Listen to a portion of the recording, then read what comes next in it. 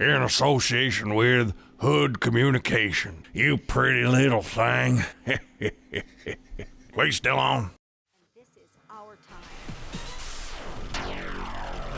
North Use 8.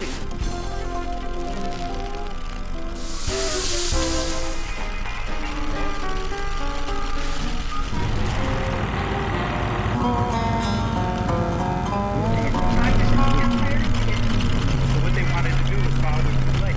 He just pitched the World Series a couple years before that.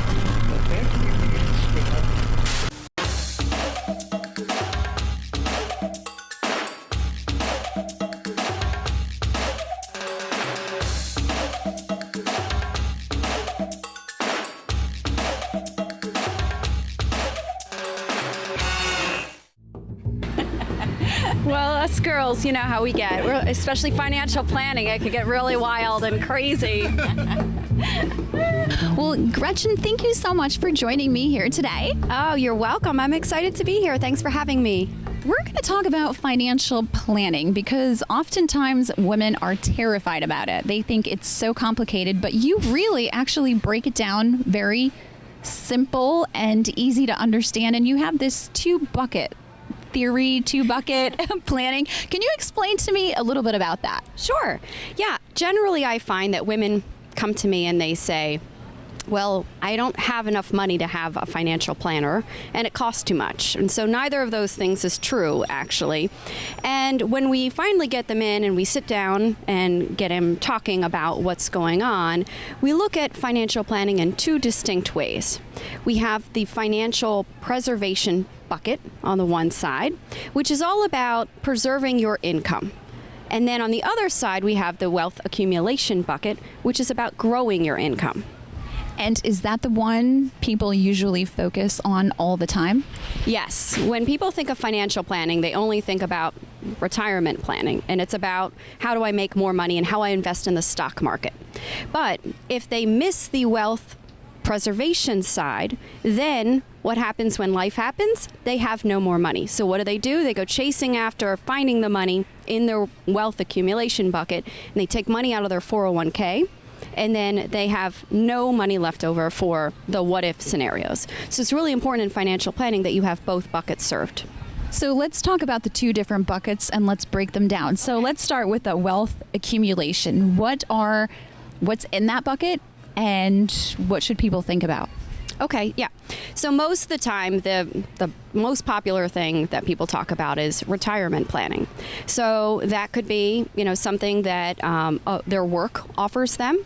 But if they're a small business owner, most times small business owners don't even think about retirement planning. They say, oh, my business is my retirement. But that is a major bucket that most people sort of have in their minds. Other buckets, other things in that category are college savings planning. College today is increasingly, expensive, right? You have kids, and it's actually astounding how much it is. So you can start saving for somebody for their college education as early as day one, right? The first day they're born, you can set up a plan in that space and actually grow your money. And when people meet with you, for example, for this bucket, if they're not married, if they don't have kids, when you meet with people, do you bring these things, to their attention, down the road? You might think about this and they start, like, for example, today, before all those things exist. Is that like the right thing to do? Oh, yes. The earlier you start, the better. So because of this thing called compound interest. So compound interest is the concept that your money is making money on your money is making money. It's like a snowball, right? So think about a little tiny snowball. When you start rolling it around, it's very small. But then after a while, you start rolling it around, it gets larger and larger and larger. So the more time that you have to grow that snowball, the better and larger it's going to be. So younger folks in the category, it's not a matter of, oh gosh, I don't think I'm going to retire one day, or I don't think I'm going to get married, or I don't think I'm going to have kids. Of course, they want all of those things. So the sooner that they know that they're going to have those things and they start planning for them, the better. But you know what? It really all comes down with a plan. So I think most folks get a little tied up in they don't know what they're saving for. So then they don't want to save because it's arbitrary to them. So if it's between buying a really gorgeous dress or saving for retirement, somebody in their 20s or early 30s might say, gosh, I'm going to buy the dress because I've got eons of years to have, right? But if you can understand that, okay, if you start earlier and how much that compound interest grows for them over time, then they're much better off maybe buying the dress, but maybe a cheaper one, and maybe saving for retirement too. Yeah, just like anything else, right? If you understand what you're doing and if you understand why you're making the choices that you're making, you're going to be making better choices and you're going to get excited about it. And I'm really about women's empowerment through this process. So let's talk about the other bucket, the wealth preservation. Tell me about that, what's in that, and pros and cons. Okay, so really I only see pros in that bucket because that's the sort of more insurance-y side bucket. That's the bucket that people don't tend to think about. But like I said, it's not a matter of if life happens, it's a matter of when life happens. So, you know, the things that would fall into that bucket are more or less like a savings account, right? You have a checking account at a local bank and you also want to have a savings account. Now, you don't want to put all of your money under the mattress or in that savings account because right now it's making 0.01% and it'll take you 7,000 years to double your money in that account. So none of us have 7,000 years, so we should think about, you know, when we're proper planning is looking at both. But you know, you do want to have some money set aside just in case, you know, the roof goes or you need new tires or your house gets robbed or something like that. You need to have some money in that account. And really, from a benchmark standpoint, you want to have between 3 and 6 months of your rainy day, of your current salary available to you in that account. But one other part that most people don't think about or their lives get too busy is the insurances. And that's really another critical factor in that wealth preservation side of making sure you have the proper life insurance. If you're a small business owner, you want to make sure you have disability insurance because, like we were talking the other day, you know, if you don't have disability insurance and you get in a car accident and you're a small business owner, well, who's going to take over your business and how are you going to get paid during that time? So you really want to try and have those things that are covered for you in the unfortunate circumstance of the, oh my gosh, life just happened bucket. In the wealth preservation bucket, there's long-term care. Can you tell us a little bit about that and what women should think about in terms of that also? Sure. Yeah, long-term care has this like icky thing about it that I think people don't want to think about. But just like everything else we talked about, the sooner we think about these kinds of things, the better off we are. Unfortunately, women are far more apt to die alone and in poverty. And so, you know, we're the sole caretakers of the men in our lives and, you know, mostly, right, and everybody else, right? And then they're more apt to die before us. And here we are stuck trying to take care of ourselves, and there isn't anybody to take care of us. And traditionally speaking, these days, the kids have all moved away from home, and there isn't anybody to come home. And even if you could, for example, my parents live in West Virginia, it would be difficult for me to uproot and go take care of my mom if she needed the care. So proper planning is always about, you know, planning for the probability that something like that's going to happen. So traditional long-term care, though, can be kind of tricky. So there are new things out there are new platforms out there that can help women achieve that sense of independence in their older years without having to sell every single one of their possessions to go into a nursing home facility. I think that's something that has been a huge topic around the baby boomer women that I've been talking to, and one that they shouldn't be afraid of. And again, if they plan properly, they don't have to worry about it, you know, when they're 80s and 90s, when it is inevitable, it's going to creep up on them. So we want to make sure that they know what their choices are, they know what's available to them, and then they can make those proper choices kind of at a younger age, so they're prepared when they get a little older.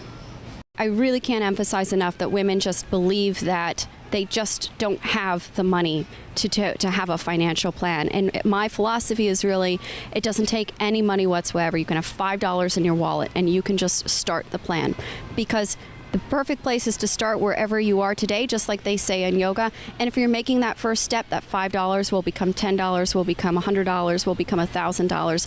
And wherever you are in your life, whether you're a young person or you're just about to retire, if you're starting from that place, then we can get you there. We can help you achieve your goals. Well, thank you so much for joining us today. You're welcome. Thank you for having me. I had such a fun time. Thank you. Thanks, Paula. Thank you.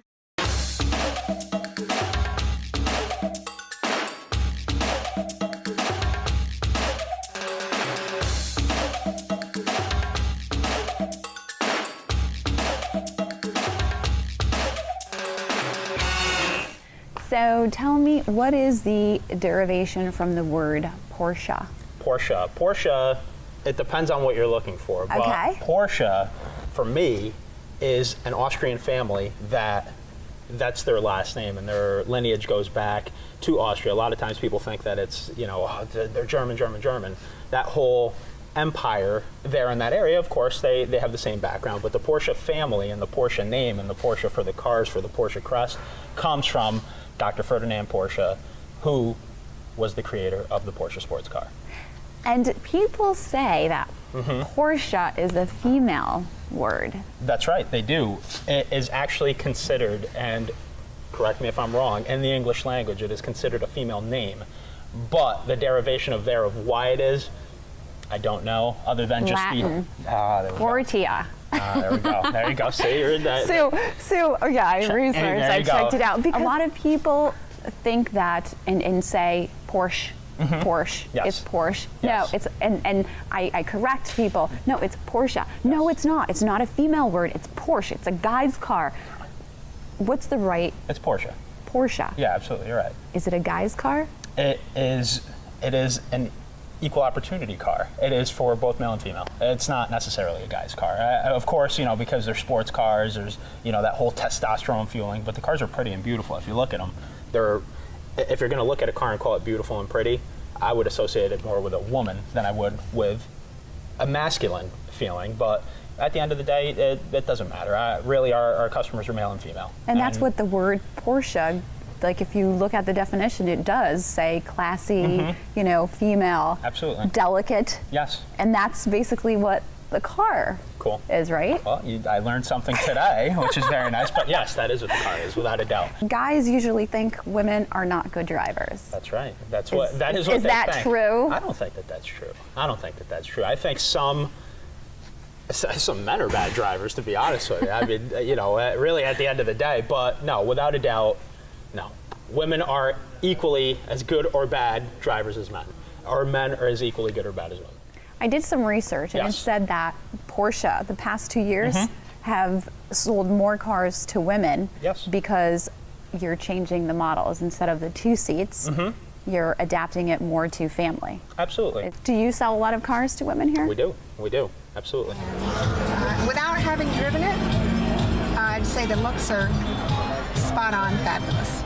So Lydia, you were telling me you're part of the club. Yes, part of the Porsche Club of Hudson Champlain area. What's your position there? I'm the secretary of the club. I used to do the activities for a couple of years, and then after that, I agreed to do the secretary. And do you see a lot of women? Because people say Porsche is a guy's car. There is a ton of women. It's really become a couples type of activity. As a matter of fact, one of the first times my husband went to a Porsche meeting, I sent him on his own. I said, I'm not going there. It's all the guys are going to be there. And I got a phone call from him saying, get over here. All the women want you here. All the wives are here. And they got on their phone and they're like, come on over. There's food. There's drinks. So I was like, okay. I was a little hesitant. But when I got there, it's just as much of a women's event as it is the guys. This is my car. I drive this car. Tell us about the car. Now, do you call it a he? Do you call it a she, it? I think it's a he because I'm a girl and I want a he to take care of me on the road. They say it's a guy's car. It has the standard, the Women everything. like power too. Do you like power? I do. Is that I why you do. wanted the car? That's a lot of what sold me on it. And you said it's a he. Yeah. But do you know? It's got big hips in the back. But do you know Porsche is actually a female word? Yes, it is. Yes, it is. In fact, there's a Shakespearean character named Portia. That was her name. So, but I think it's a he, just because he's got muscle. They say that women need big bags because we put so much stuff into the bags, and we need big cars because we have kids, we have groceries, we have dogs, cats, whatever. But where do you fit everything in here? Okay, there's a little frunk, they call it a frunk in the Porsche that, believe it or not, The trunk is actually here? It's actually here, under the front hood. So you fit everything here? Everything here. For how many years have you been driving Porsche? Since 1964. 1964? Wow, how many have you had? maybe 10 or so. Really? Oh my God, that's awesome. I've got 85 Carrera and 07 Cayman. And what do you like about them? Well, they're just an interesting car. Fun to drive. Do you like to go fast? Not really.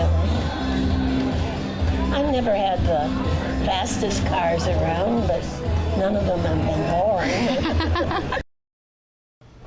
Deborah, thank you so much for joining me here today. You're welcome. I saw you at this event, the New York City Ballet Gala at SPAC, and I thought this event was amazing because it showed two different worlds. How do you cover events like this, and what is it like? Well, first of all, for me, it was really fun to cover an event that was British, with all these things that people brought in, Union Jacks, red telephone booths, which is basically, it exemplifies Britain, Great Britain for me, is the red telephone booths. And so I walked in there and I'm like, oh, I'm home again. Marmite chips.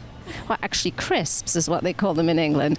Where'd you get these from? People were bringing all these little tchotchkes and ideas that they thought were British, and for me it was so much fun. As far as it being two different events, I've never seen this before. It's actually one event with two choices. So you could either have a tent on the lawn and have the theme, and it was 60s, which to me was fabulous, with the beehives and the long boots and the Union Jacks and everything. And people were really into that. And then there was the choice of black tie, which people were really dressed up for, and that was inside the Hall of Springs. It was a sit-down meal. So I was excited about the lawn party and the tents. It was, I felt like I was at home at a party. And well, it was probably hard to get inside. Actually, it's funny you should say that. I've never experienced this before, but me and the person who was with me, who was writing for Saratoga Today, we wanted to go in and get some pictures of, what people look like in there, and it was really difficult for us to get, even with our badges and official things and cameras and everything. They had to check to make sure we were who we said we were, and it seemed really exclusive. So they let us in eventually, and it went and took just a long shot of the room because they really fix up. That Hall of Springs is absolutely gorgeous, and then when they get the lighting and everything and the theme, they had a big flag dragged over one of the tables, so I just sort of lined it up and got a really nice overall shot, and then we left and went back to the lawn party. So Deborah, let's talk about this picture here. What did you find in this picture? Did you have them pose for this picture? Like, what did you find so interesting about these people to capture them? So in this particular shot, I wanted to get this group, and I wanted to get something that was fun, not just standing looking at me, which is, usual group shots. So the guy that's lying down, he actually fell down. He was looks like he's breakdancing or something. And I wanted to... No, he fell, but he was going to get into a position. But this is while he's falling, and everyone's reacting to him falling. So, the final shot where he's laying there, to me, isn't as interesting as the action shot. And we're talking about Saratoga, but I got the impression at this event that it was kind of like really Hollywood style. Well, the one that stands out for me, where it really felt like Hollywood, was when the Bowtie Theater opened. And it was just really fun. There was a red carpet, and people were really dressed up for the first show and the opening. And it had sort of a Hollywood feel. People were showing up in limos, and there were several photographers there waiting to catch the people. And so we ham it up when it's like that. We all play along with that Hollywood kind of feel. People go to a lot of effort to look beautiful and dress up. Why not, get those wonderful pictures? And there was a mob of photographers out there. I mean, are you guys competitors like in Hollywood where there's all this paparazzi and you're trying to get the best shot of a particular person? Does that happen here? I've been really lucky. I haven't really experienced that. In fact, I've experienced the opposite. So here's a photograph that somebody else took. And that's you. That's me in the middle, believe it or not. I think I was trying to be Madonna or something. But the theme was 80s. And these two other photographers, Joe and Heather, were there photographing the event. So I think actually there were more. There was someone filming as well. And we were just having so much fun together. And sometimes another photographer might set up a shot and say, oh, by the way, you know, these people are important. You might want to come and get this. I mean, I've just experienced cooperation and, you know, camaraderie between photographers. I've never, although I must admit, there are times when I'm at an event and I'll see another photographer shooting something that I wish I'd thought of. So I may be a little competitive, like, oh, they're doing that thing that I should have thought of. Do you compare them when they come out? No. I mean, that doesn't happen very often, but I must admit, once in a while I think, oh, I wish I'd thought of that.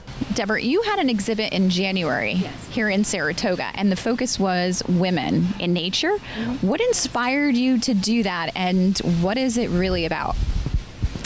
Well, the two different answers. What inspired me was that I love to be in nature myself. I find it really healing, and I feel it really grounding.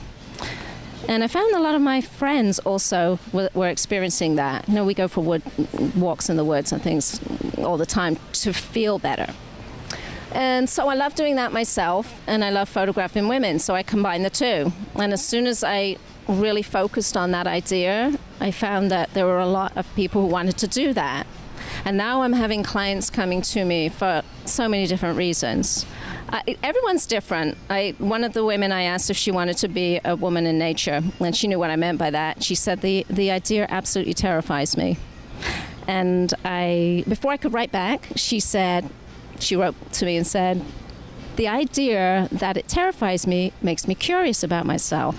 Now I'm curious about it. I want to know more. And then we met and we talked, and then she said, I'm ready to go. And when she said it terrifies me and that makes me curious, I said, you sound like one of my clients. Because most of my clients, even my best friends who want to do this, they feel nervous or worried or doubtful. They don't really know what it's about. They have these preconceived ideas about what it's going to be like to be photographed, maybe disappointment with the end result. I don't know. It's different for every single person. And what I'm finding is they're two different people, before and after. In fact, I'm going to eventually make a book, and I'm going to have before what people say, before they've experienced it, and then a photo, like the best photo, and then the after. And you'll see there are two separate, completely different ideas of how they feel. Well, the Women in Nature is an artistic expression. It's really my elements, what I love to do. I just love people, so the social events, yeah, it's different. It's more commercial. It's more for the general public. A lot of my Women in Nature, they're really private photos, and oftentimes they're for their partners, or they're a gift, they're a surprise, or they're a lot of times just for their own self-esteem, self-worth. You know, I mean, the last woman that I photographed afterwards, she told me, I've never had so much attention from another woman. I was really enjoying that. I didn't really want to look at the back of your camera because I was enjoying the love and attention to me. I've never experienced that from a woman in my life. That was what she was enjoying about it, and I've never heard that from all the 30 people I've shot so far. So are you going to have another exhibit soon? Absolutely. Maybe at the same place. And what advice do you have for the women watching this today that want to be seen when they're out there at these social events? Be yourself, because you're beautiful just the way you are. You know, get dressed up, go out and enjoy yourself. I mean, that's what I'm seeing. I mean, I don't think they really need advice from me, because I think most of the women out there are doing that. They're absolutely beautiful, and they're so much fun to photograph. So, and the men, not just the women. Well, Deborah, thank you so much for joining us today. I appreciate it. You're so welcome. Thank you. Thank you.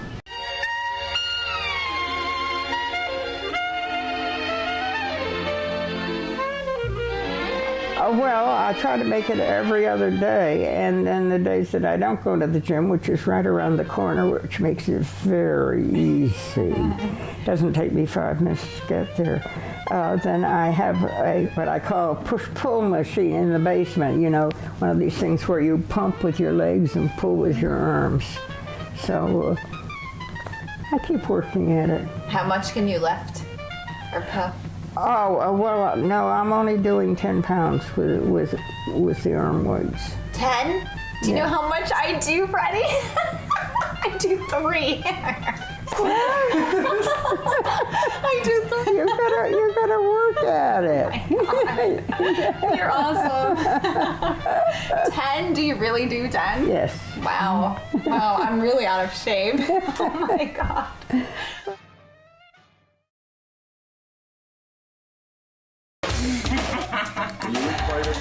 No, I did not practice.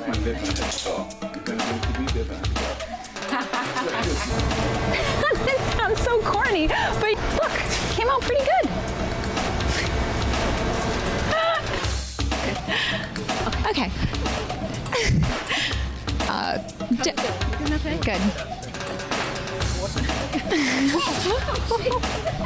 Did I get you? That was refreshing. Oh my God. Okay. So what? So, okay. On 3, 2, 1. Okay, awesome. 3, 2, 1. 3, 2, 1. Can you hear me now? Yeah. You can hear me? You can? Oh, sorry. Is that how you enjoy the day? You're like, No, I enjoyed the day like this. No. 3, 2, 1. Let's see what the expert says about that. Oh my God, I'm gonna fall in the water.